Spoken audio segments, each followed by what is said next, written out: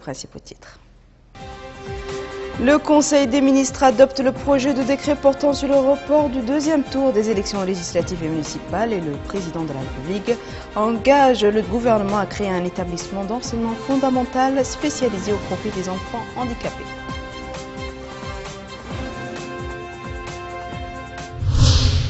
Le président de la République s'informe sur l'avancée des travaux du pompage des eaux au niveau de Tafrarzana.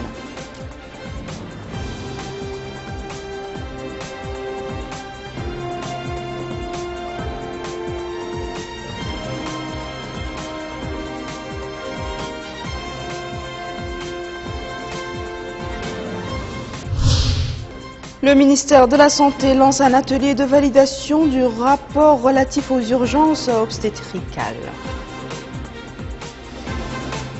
Merci de vous joindre à nous, mesdames et messieurs. Mais avant le développement de ces titres, le courrier du président de la République, M. Mohamed Abdelaziz, a félicité aujourd'hui dans un message Sa Majesté Bhumibol Adulyadej, roi de Thaïlande, à l'occasion de la célébration de la fête nationale de son pays. Il a à cette occasion exprimé ses meilleurs vœux au roi et souhaité progrès et prospérité pour le peuple thaïlandais ami. Parlons à présent du Conseil des ministres qui s'est réuni aujourd'hui sous la présidence du président de la République, M. Mohamed Abdelaziz.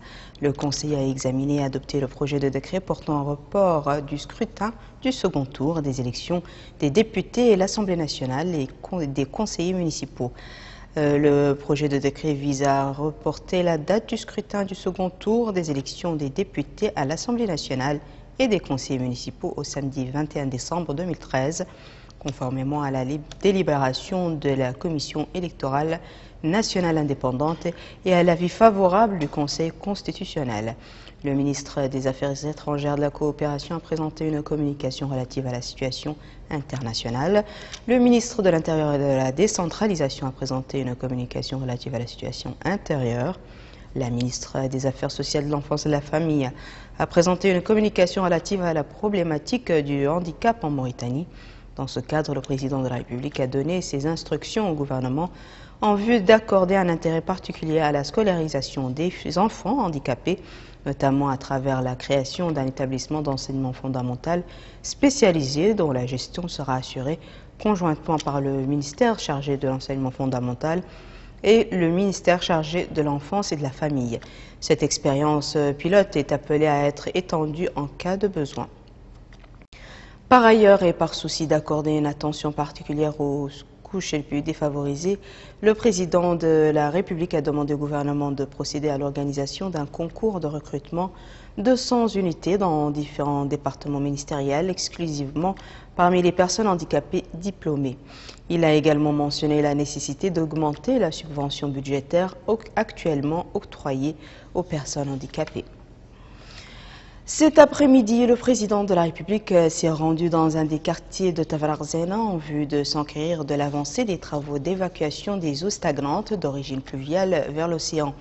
Il s'agit d'efforts conjoints du génie militaire et du département de l'hydraulique et de l'assainissement pour relever le défi de l'assainissement auquel la capitale est confrontée depuis sa création. Cette visite qu'a entamée le président de la République, M. Mohamed Abdelaziz, dans la Muqata'a de Tafrarzana, a pour objectif de s'enquérir de l'avancement des travaux d'évacuation des eaux stagnantes d'origine pluviale dans cette Muqata'a vers l'océan Atlantique. Il s'agit d'efforts conjoints du génie militaire et du département de l'hydraulique et de l'assainissement pour évacuer les eaux stagnantes du quartier de Tafrarzana et aussi pour relever le défi de l'assainissement auquel la capitale est confrontée depuis sa création. Le chef de l'État a écouté des explications détaillées sur cette opération, sur les moyens mobilisés et les étapes franchies, ainsi que le rôle qui en est attendu pour atténuer la souffrance des populations.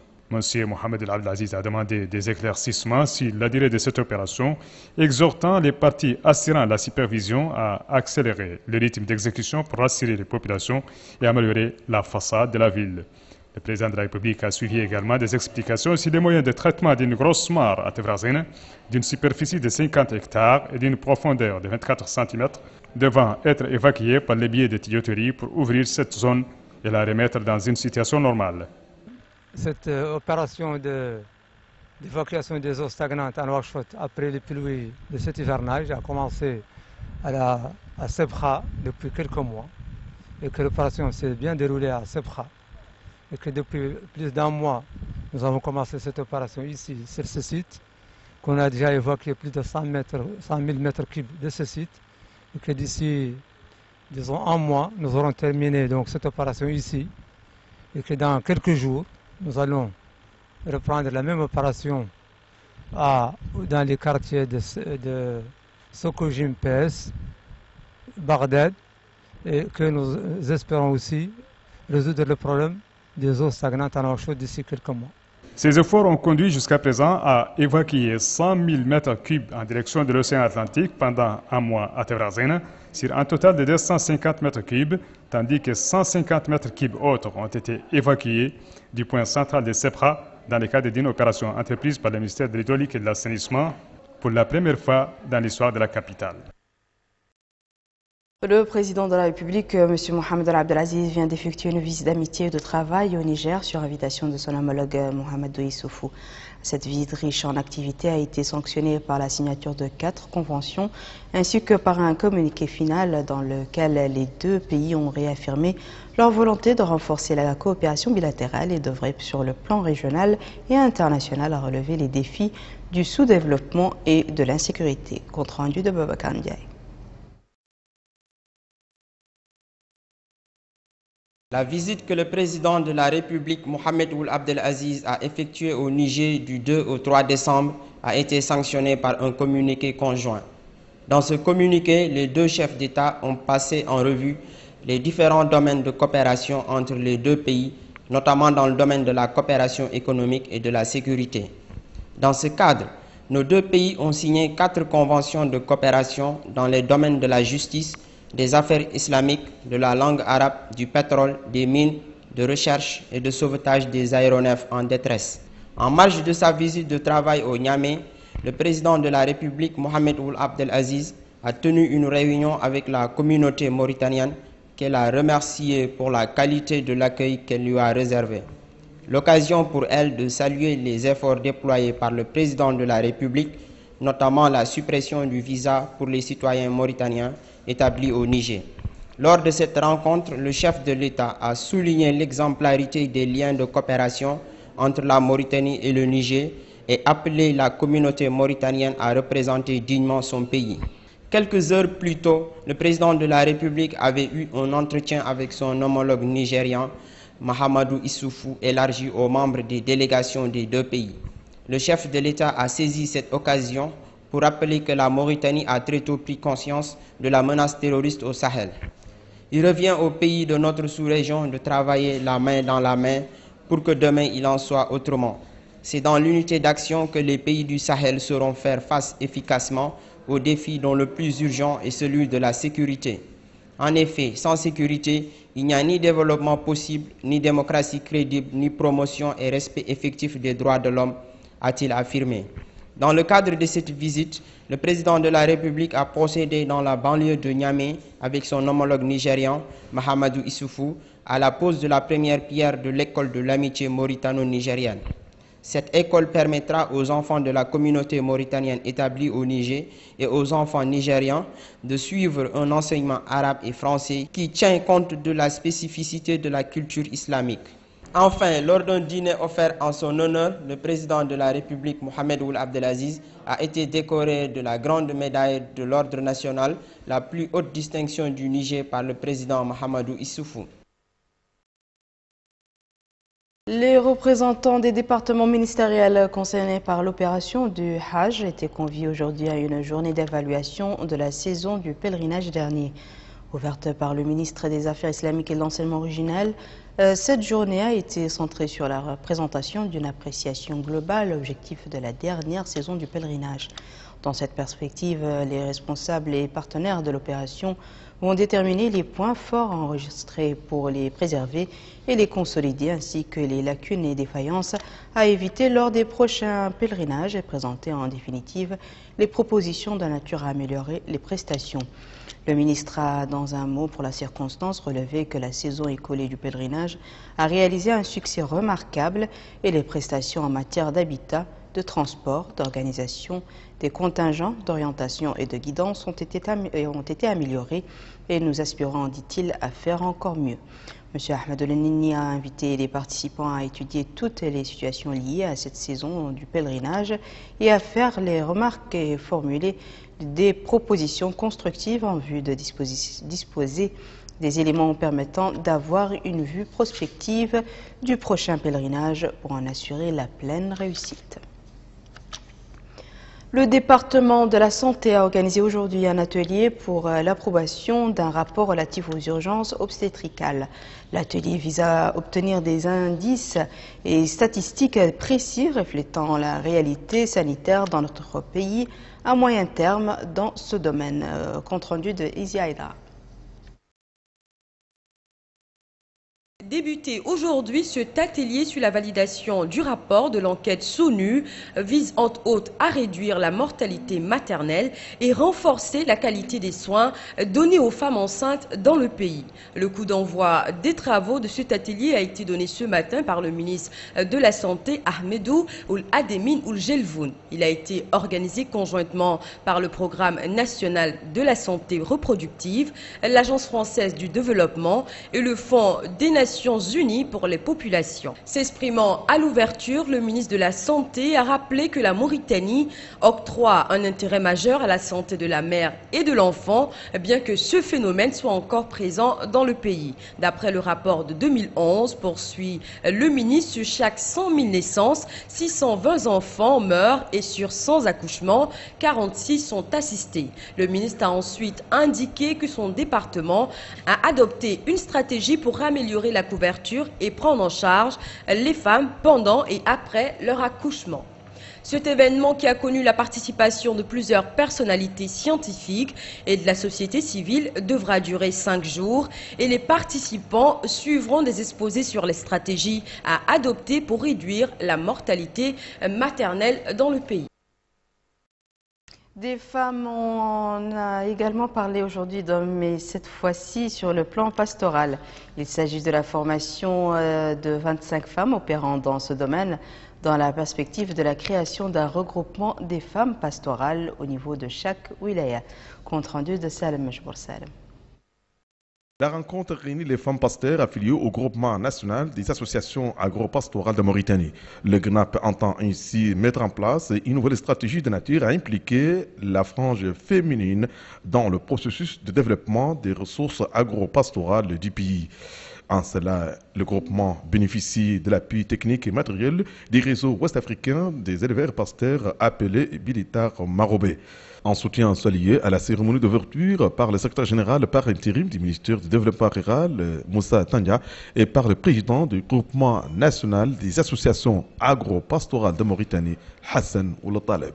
La cérémonie d'ouverture de cet atelier portant sur le démarrage du processus de mise en place du collectif des femmes pasteurs du réseau Bilatal Marobé en Mauritanie constitue pour moi une opportunité propice pour réaffirmer, au nom du ministre du Développement rural, notre volonté inébranlable d'œuvrer sans relâche et avec tous les moyens dont nous disposons pour le développement de l'élevage. Malgré certaines pesanteurs et contraintes, les femmes pasteurs mauritaniennes jouent des rôles déterminants et exercent des activités et des responsabilités importantes qui se matérialisent notamment dans les domaines du gardiennage du bétail, de la gestion des troupeaux, de l'alimentation des animaux, la production, la transformation du lait et ses dérivés et le traitement des cuirs et peaux. En dépit d'une telle implication qui dénote de savoir-faire parfois pointu, ces femmes demeurent peu associées au processus de décision, ce qui contribue à limiter l'émancipation du secteur pastoral. La rencontre profite aux femmes pasteurs des wilayas de Dehod, de la Saba, du Guidimara, du Gorgol, du Brakna et du Trarza. Autre atelier de formation, celui qui a profité aujourd'hui à 40 formateurs issus de différents centres de formation de la promotion féminine. Les participants seront initiés aux techniques d'enseignement, de suivi et d'évaluation pédagogique. Aminata Khan. Cet atelier de formation organisé par le Centre de formation de la promotion féminine a permis aux participants d'améliorer les capacités des staffs d'enseignants dans le domaine de la conduite des enseignants, de nature à renforcer l'unité entre les segments de l'action pédagogique pour lutter contre la déperdition scolaire chez les filles.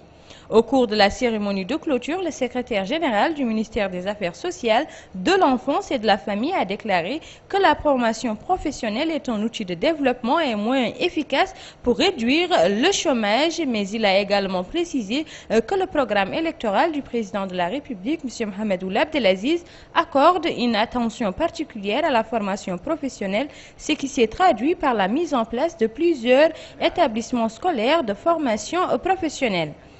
À leur tour, les bénéficiaires de la formation ont exprimé leur satisfaction. Ils ajoutent qu'ils sont conscients de l'importance de la formation pour l'exercice de leur fonction d'enseignant. Cette dame affirme que durant les 5 jours de formation, qu'ils ont acquis des connaissances nouvelles. Pour cet homme, la formation permettra de rehausser la qualité et le travail des enseignants. À la fin de la clôture, des attestations ont été remises aux formateurs qui relèvent du ministère des Affaires sociales, de l'enfance et de la famille. La CENI a annoncé hier le report du deuxième tour des élections municipales et législatives. C'était lors de la proclamation officielle des résultats du premier tour du scrutin du 23 novembre dernier. Mohamed Emin Bakar. Après une dizaine de jours et de nuits passées dans les locaux de la CENI, les journalistes et même le public ont poussé un ouf de délivrance. Il a fallu en effet 10 jours à la CENI pour proclamer officiellement les résultats du scrutin du 23 novembre dernier. Un retard dû de l'avis du président de la CENI à la complexité du scrutin et du nombre élevé des candidats. La Commission électorale nationale indépendante a procédé à l'organisation des élections sur la base des données suivantes. Par rapport à l'élection des députés à l'Assemblée nationale. Pour l'élection des députés, le scrutin s'est déroulé dans 47 circonscriptions électorales. Ont participé à ces élections 64 partis et 13 coalitions de partis à travers 438 listes en compétition pour 148 sièges répartis comme suit. Circonscription au niveau des Muqata'a, 90 sièges. Circonscription unique de Nouakchott, 18 sièges. Liste nationale, 20 sièges. Liste nationale des femmes, 20 sièges. Par rapport à l'élection des conseillers municipaux, le scrutin s'est déroulé dans 218 communes, chaque commune constituant une seule circonscription électorale répartie sur toute l'étendue du territoire national. Ont participé à cette élection 47 partis et 4 coalitions de partis à travers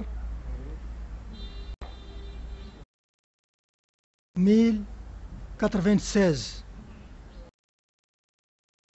listes pour 3726 sièges.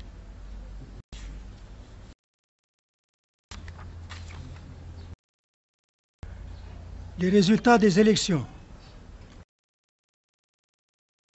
Ces résultats sont établis sur la base des procès-verbaux sanctionnant les opérations électorales dans 2769 bureaux de vote répartis sur l'étendue du territoire national et par rapport aux listes nationales dans 6 pays en Afrique, en Europe et au Moyen-Orient. Le taux de participation est de 75,53%. À la lumière des résultats proclamés, l'UPR arrive en tête avec 53 sièges à l'Assemblée nationale, suivi de Tawassoul, 13 sièges, de l'UAM, 8 sièges, 7 pour l'APP, El Karama, 6 sièges, 6 également pour l'UDP, 4 sièges pour l'AJD-MR, de même que pour le Parti du sursaut de la jeunesse.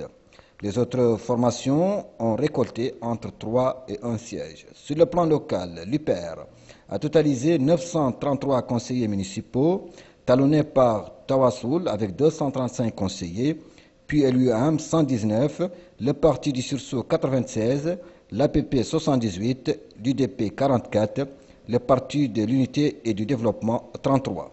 Suite à cette proclamation, la CENI a annoncé que le deuxième tour, prévu le 7 décembre, a été reporté au 21 décembre. Ce délai est largement suffisant pour donner le temps nécessaire aux candidats, aux partis, pour entamer la procédure de recours.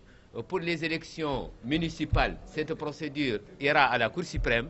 Pour les élections législatives, elle ira au Conseil constitutionnel. Une période que les différents partis en compétition mettront sans doute à profit pour consolider les résultats déjà obtenus à travers des coalitions et une meilleure sensibilisation des électeurs. Au chapitre politique à présent, des partis participants aux dernières élections municipales et législatives ont tenu ce matin une conférence de presse au cours de laquelle ils ont décliné leurs remarques sur le scrutin. Ils ont dans leur intervention estimé que la CENI a fait preuve d'incompétence dans la gestion de l'opération électorale. Le président du groupe des partis politiques, Boullah Mohamed El Soueilik, a demandé l'annulation des résultats et le recommencement des élections.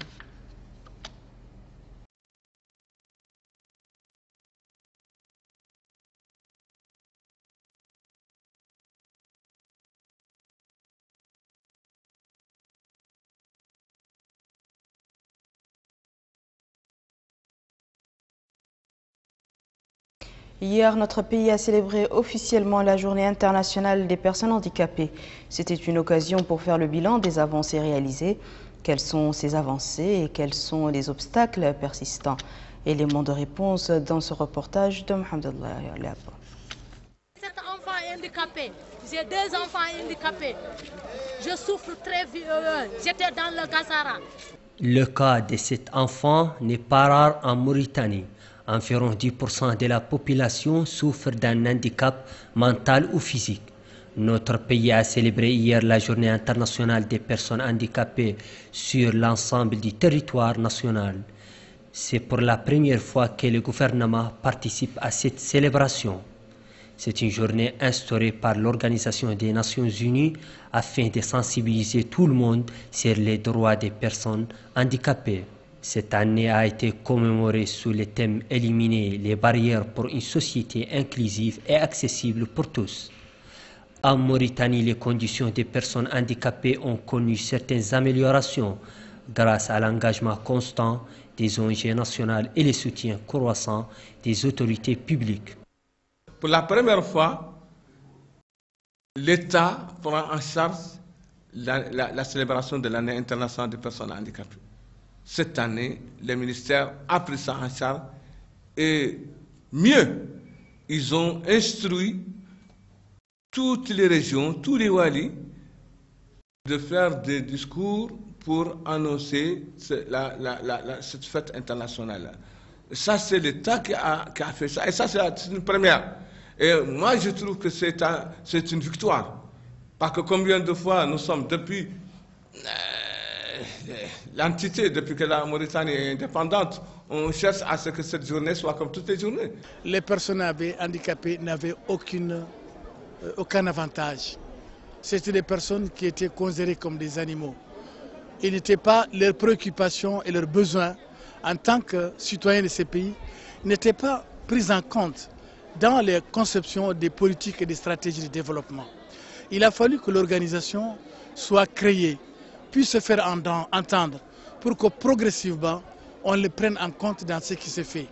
Et c'est ainsi que progressivement, grâce à l'action, au plaidoyer, n'est-ce pas, de l'Union, de l'Association des personnes handicapées, que l'État a mis en place ce qu'on appelle une loi nationale, qu'on appelle Ordonnance 0043, de promotion et de protection des personnes handicapées. Notre pays a ratifié en 2010 la Convention internationale pour les droits des personnes handicapées. De plus, la loi numéro 0043 sur les droits des personnes handicapées a été activée récemment d'une façon graduelle, ce qui doit contribuer efficacement à la protection et à la promotion des conditions de la personne handicapée en lui facilitant l'accès aux services de l'éducation, de la santé et de l'emploi. C'est-à-dire que c'est pour montrer un peu aux gens que l'handicapé aussi a sa place dans la société. Donc malgré l'handicap que nous avons, on le survole. On ne dit pas qu'on est handicap parce qu'on le survole, parce que déjà nous sommes des handicapés cadres, on travaille dans l'État, on fait nos activités. C'est pour aussi montrer aux autres handicapés qui sont comme nous, qui sont des physiques comme nous, de pouvoir aussi participer au développement du pays. J'ai normalement des problèmes, le problème du transport, le problème de chômage, parce qu'actuellement je ne travaille pas. Un cadre comme moi, il y a un salaire de 40 000, 50 000, ça se passe en salaire. Je suis un gérant d'une famille, je suis un père d'une famille. Moi, je transmets le message pour tout le monde et pour le gouvernement qui aide les personnes handicapées par les petits projets, par les projets. Cette année, le gouvernement mauritanien a consacré des efforts louables afin de venir au secours de cette tranche vulnérable de la population. À ce propos, on peut citer la distribution d'un premier lot de 200 parcelles de terrain à usage d'habitation pour les personnes handicapées sans logement. Il y a eu également la mobilisation d'un montant global de 200 millions d'ouguiyas dont ont bénéficié les personnes handicapées dans toutes les wilayas du pays. D'un autre côté, les services officiels ont distribué cette année 1500 chaises mobiles, 1000 béquilles et 1500 cannes blanches. Cependant, le chemin d'insertion des personnes handicapées en Mauritanie reste encore un long chemin. Moi, je voudrais dire que faire un appel pour toute la communauté, pour dire que le problème des personnes handicapées est un problème de communauté. Ce n'est pas un problème de groupes, ni un problème de famille, ni un problème de l'État seul, ni un problème des personnes handicapées seules, ni de la communauté seule. Mais c'est un problème de communauté. Que toute la communauté nationale doit jouer ses responsabilités vis-à-vis de ça.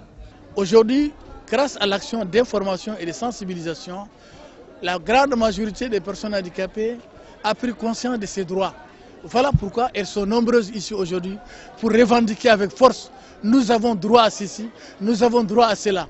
Les gens l'ont entendu, mais les gens vont s'employer progressivement à la mesure des ressources disponibles pour essayer de donner satisfaction aux revendications, aux exigences qui ne sont plus des faveurs, mais des droits pour les personnes handicapées. Il faut rappeler que le Conseil multisectoriel pour la promotion des personnes handicapées, le CMPH, a vu le jour récemment, un conseil qui va essayer d'ici quelques mois d'appliquer les exigences de la loi et de la Convention internationale sur le terrain, une chose longtemps attendue par les personnes handicapées.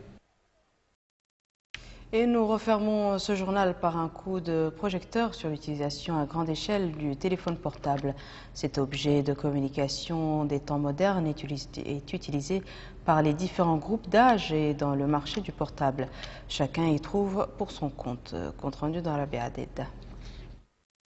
Les Mauritaniens sont devenus des accros du téléphone mobile, de sorte que personne ne peut envisager de ne pas avoir un téléphone, ce qui a provoqué une révolution dans les mœurs communicationnelles des Mauritaniens. Ici au marché Nortassarine au Point Chaud, les acheteurs potentiels de téléphones trouvent toutes sortes de portables et leurs accessoires dans des boutiques ou sur les trottoirs et même avec des marchands ambulants. Ce vendeur de portables nous confie que certains acheteurs venaient à la recherche de téléphones de qualité sans toutefois tenir compte du prix. L'important pour eux était d'avoir un téléphone de qualité, mais que maintenant ils se contentent de répliques de portables de qualité achetés à 7 ou 8 000 ouguiyas. Il insiste sur le fait que ces téléphones achetés à 7 ou 8 000 ouguiyas seront exposés au bout de 15 jours à une panne et que ces clients ne font pas une bonne affaire. Certains jeunes sentant le profit que l'on peut tirer d'une telle activité se sont improvisés réparateurs ou vendeurs de téléphones. Ils affirment avoir appris sur le tas le métier de réparateur. Parmi ces commerçants, ambulants, des chômeurs, des étudiants et des étrangers, s'adonnent au commerce au troc et à la réparation des portables. Cet autre vendeur de téléphone nous affirme que dans ce marché, des vendeurs de téléphones malhonnêtes arnaquent les clients en leur vendant des portables et ordinateurs en panne. Les clients reviennent à la recherche du vendeur du téléphone défectueux et ne le retrouvent pas, car en général, ils ne font même pas partie du marché. À Nourta Sakhina, où tout s'achète et se vend, services et abus de confiance font bon ménage. Voici, mesdames et messieurs, le rappel des titres. Le Conseil des ministres adopte le projet de décret portant sur le report du deuxième tour des élections législatives et municipales et le président de la République engage le gouvernement à créer un établissement d'enseignement fondamental spécialisé au profit des enfants handicapés. Le président de la République s'informe sur l'avancée des travaux de pompage des eaux au niveau de Tavrazen.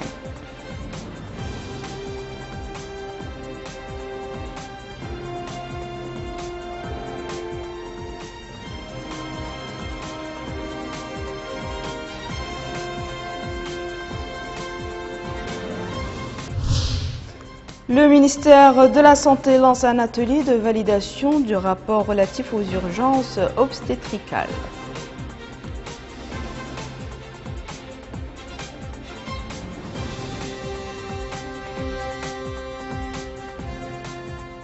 C'est la fin de ce journal, mesdames et messieurs. Merci à vous de nous avoir suivis. Merci de votre fidélité et à la semaine prochaine, Inch'Allah.